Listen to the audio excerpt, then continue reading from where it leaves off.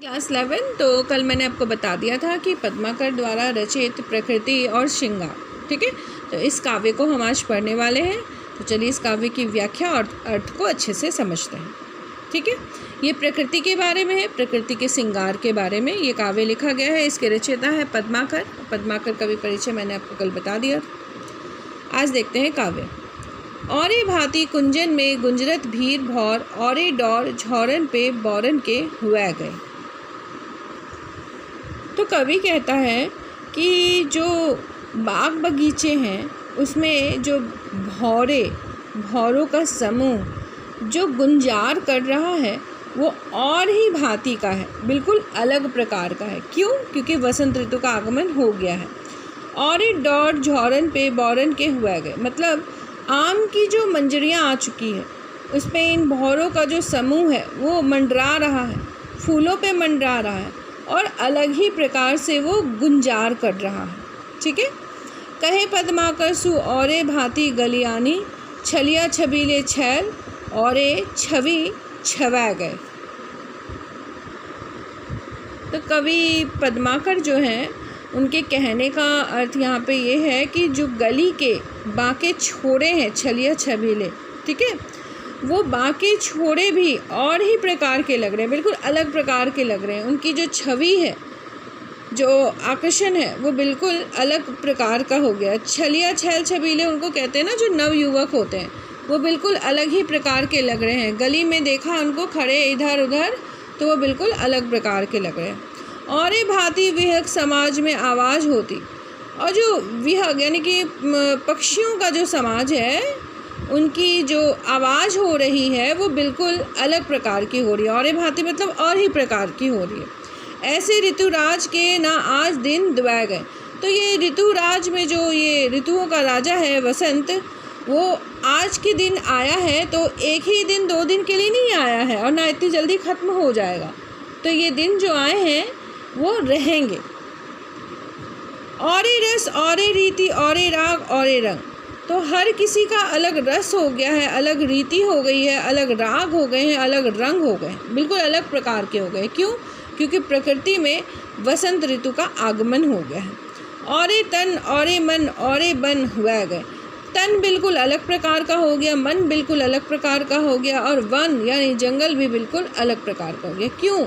वसंत ऋतु के आगमन से सारे चेंजेस, जितने भी परिवर्तन हुए हैं वो वसंत ऋतु के आगमन से हुए। तो इसकी व्याख्या को देखिए। कवि कहता है कि वसंत ऋतु के आते ही जितनी भी लताएं झाड़ियां हैं उसमें घूमते विचरते भौरे जो हैं उनका गुंजार बिल्कुल अलग ही प्रकार का हो गया है। आम की मंजरियों के जो गुच्छे हैं उनकी छटा भी अलग प्रकार की हो गई है। कवि का तात्पर्य यह है कि वसंत ऋतु का जब आगमन होता है तो प्रकृति में एक विशेष प्रकार का निखार आ जाता है।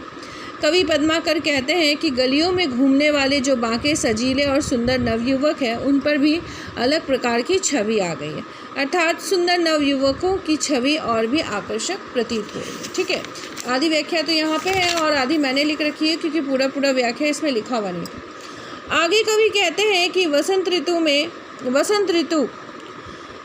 ऋतु आने से पक्षियों की आवाज़ जो है वो बिल्कुल अलग प्रकार की हो गई है। आवाज़ कैसी हो गई? अलग प्रकार की हो गई। अभी तो वसंत ऋतु के आए हुए 2 दिन हुए हैं और जब वसंत ऋतु अपने यौवन पे होगा, मतलब ये बहुत दिनों के लिए होगा, तब अलग प्रकार का ही देखने को मिलेगा। रस, रंग, रीति, राग, तन, मन और वन सभी जो है वो अलग प्रकार के हो जाएंगे जब ये और भी दिन रहने लगेगा। तो अभी तो सिर्फ 1-2 दिन हुए हैं तो अलग निखार हो गया है, और जब ये दिन बहुत सारे हो जाएंगे तो बिल्कुल अलग रंग, रूप, निखार, रस, भौरों की जो खुशियाँ हैं, पक्षियों की जो खुशियाँ हैं, फूलों का जो खिलना है, युवकों का जो छैल छबीला लगना है वो बिल्कुल और अधिक हो जाएगा और अलग लगेगा देखने में, बिल्कुल और प्रकार का। और का प्रयोग बार बार किया गया, ये याद रखिएगा। और का प्रयोग बार बार किया गया है क्योंकि और ही प्रकार के रूप रंग हो गए हैं सबके, ठीक है। ये तो हो गया प्रकृति और श्रृंगार। इधर आ जाइए, जो है आप अगला काव्य उसके पद में देखिए क्या है कि जो गोकुल है वहाँ पे जितने भी लड़के हैं वो होली के दिन क्या करते हैं। गोकुल के कुल के गली के गोप गाउन के, जो लगी कछु को कछु भाकत बने नहीं। पद्माकर जी कहना चाहते हैं जो गोकुल है ना, वहाँ पे गोप यानी कि जो क्या कहते हैं उसे आप, ग्वाले, गोप के जो गांव है यानी कि ग्वालों के जो गांव हैं, उनकी जितने भी कुल के लड़के हैं और वहाँ की जो गलियाँ हैं, वहाँ पे लोगों की जो हालत है होली के दिन में, वो रंग जो छाया हुआ है गाँवों में, वो बिल्कुल अलग प्रकार का है। वो कुछ कहने नहीं बनता, कुछ भी कह नहीं सकता उस बारे में, कितनी खुशियाँ छाई हुई हैं होली के दिन। ठीक है, कहे पद्माकर परोस पिछवारन के द्वारन के दौरी गुण अवगुण गने नहीं। तो पद्माकर कहते हैं कि जो लड़के हैं गांव के, वो पड़ोस के, पिछवाड़न के, आगे द्वारन के, कहाँ कहाँ दौड़ दौड़ कर रंग लगा रहे हैं आंगन में, यहाँ वहाँ, जो गिने नहीं जा सकते। ऐसी होली की मस्ती छाई हुई है। तौला चलित चतुर सहेली यही कहूँ काहूँ, नीके के निचोरे ताही करत मने नहीं। तो फिर जो सखियाँ हैं जो खेल रही हैं उन ग्वाले लड़कों के साथ में होली, वो कहती हैं, आपस में बात करती हैं चतुर सहेलियाँ कि ये जो रंग डाला है मुझ पे गोकुल के कान्हा ने, इन्हें निचोड़ने का मेरा मन नहीं कर रहा। मतलब उस प्रेम रंग को जो श्याम ने डाला है उसे मुझे निचोड़ने का मन नहीं कर रहा। हाँ तो श्याम रंग में चुराई चित चोरा चोरी, बोरत तो बोरइयों पे निचोड़त बने नाही। तो मैं तो श्याम के रंग में रंग गई हूँ और श्याम के रंग में रंगने से पहले मेरा चित चोरी हो गया है। मतलब मेरे मन को मेरे कान्हा ने चुरा लिया है। बोरत तो बोरइयों पे निचोरत बने नाही। तो मेरी इच्छा नहीं है, क्या मेरी इच्छा नहीं है कि जो मुझ पे रंग डाला गया है उस रंग को मैं निचोड़ दूँ, मुझे डुबा डुबा कर। बोरत तो बोरइयों पे निचोरत बने नाही, मतलब मुझे इतनी बार रंग में डुबा डुबा कर रंगा गया है कि उसे निचोड़ना नहीं चाहती। वो प्रेम रंग है मेरे कान्हा का, है ना।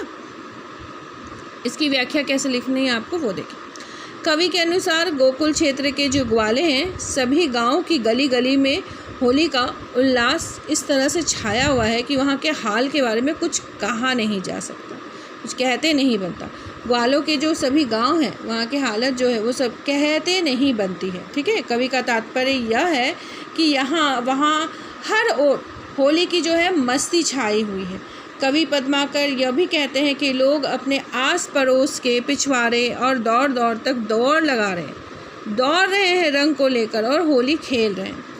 वो किसी के गुण अवगुण का ध्यान नहीं रखते कि कौन बड़ा छोटा है, कौन कुरूप है, सुंदर है, कुछ नहीं।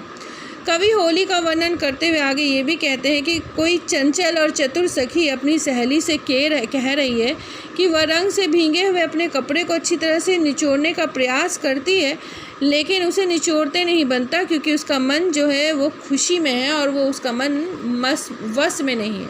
आगे सखी यह भी कहती है कि मैं तो श्याम के रंग में चोरा चोरी रंगी जा चुकी हूँ, चोरी से रंगी जा चुकी हूँ, इसीलिए रंग में डूबकर भी मैं अपने कपड़े निचोड़ना नहीं चाहती। मेरा जो जी है वो चित जो है वो चोरी हो चुका है, अब मैं अपने कपड़े जो है इसे निचोड़ना नहीं चाहती हूँ। ठीक है, विशेष बातें भी आपको लिखनी होंगी, जैसे अनुप्रास अलंकार श्रृंगार रस की सुंदर योजना है, इसमें अनुप्रास अलंकार का प्रयोग है। और इसमें गली के गोप गाउन के कुल के आदि में भी अनुप्रास अलंकार का प्रयोग है। और श्याम रंग में रूपक अलंकार एवं श्लेष अलंकार का प्रयोग किया गया है। श्याम सा रंग या श्याम का रंग, है ना, इसमें श्लेष अलंकार है और रूपक अलंकार का प्रयोग किया गया। तो ठीक है, चलिए अब आप इसको अच्छे से पढ़ के याद कीजिएगा और लिख लीजिएगा। धन्यवाद।